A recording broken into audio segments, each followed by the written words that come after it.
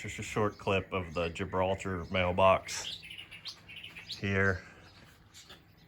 Dimensionally about 2 feet deep, about 15 inches tall, and around about a foot wide or so. The steel mailbox adapter from Architectural Mailboxes. I think that we got this from the Home Depot. Super easy install, folks. Mount the box to the deal. I'm sure you're supposed to set the post, then do the doobly-doo, and then put the box on, but this is the way I chose to do it. Yada, yada, yada.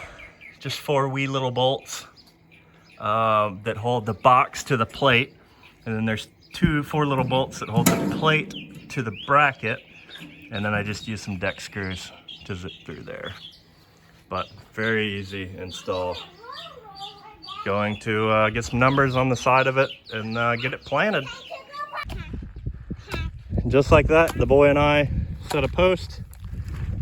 We did not level it. We just kind of eyeballed it. Good enough for what we're up to. So Gibraltar mailbox. It's a little weeble wobbly, but it was affordable, right? For the size. So me and the boy got this installed in about 12 minutes.